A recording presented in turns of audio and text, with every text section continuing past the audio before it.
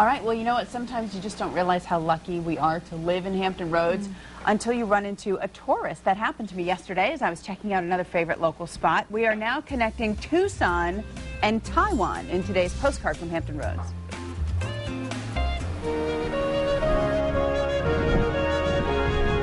This is really weird, though. You see the big hotels, and then the battleship, and the pagoda.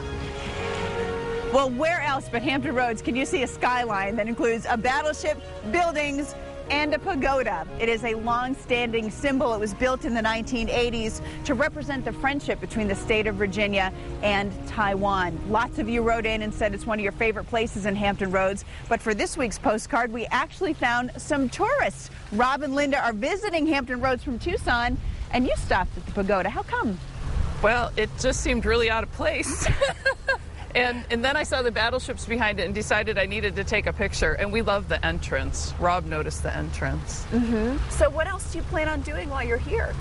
Well, we're gonna drive around a little bit. I still want to take pictures. I've been noticing these really cool mermaid sculptures everywhere, and I think I have about 6 or 7 pictures of those.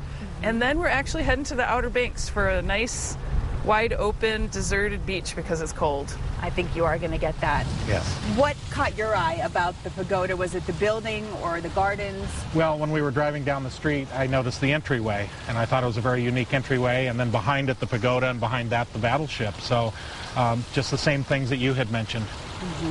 Don't get stuff like this in Tucson, do you? No, we don't.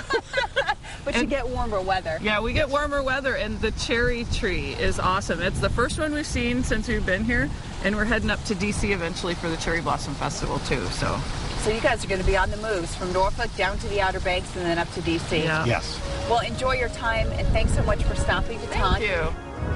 I've never seen bamboo with berries, and this looks like the pyracanthus berries, doesn't it?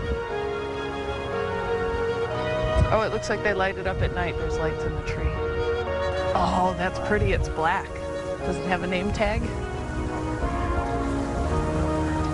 No name tag.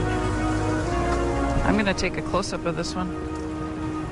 Well, Rob and Linda from Tucson are on their way to the Outer Banks now, but we did find the owner and the operator of the pagoda, Taz Amaru, here, and apparently when you're the owner-operator, you got to do everything around here. Yeah, a little bit. You're getting ready for the big grand opening, the reopening on April 1st? Yes, we are really excited about that. So what are you doing now? We're cleaning the aerator, give the fish, the koi, some oxygen. Now the koi won't bother you while you're in there, will they? No, they won't bother me. Why do you think people love to come and visit the pagoda? Well, just look around you. This is really a hidden treasure, you know. It's really tucked in, really around the busy downtown Norfolk. Okay, so you're out of the water now? Yes, I am. Safe and sound. Do you always have to do all the dirty work around here? Well, this is the work that just like the part-time work for me. Actually, I enjoy being out here in the garden and watching the garden and do what I can. But you will see me inside the restaurant, and I would hope you'll come to visit us. Folks, we'll come visit you, and I think you should tell them the Hampton Road Show sent you.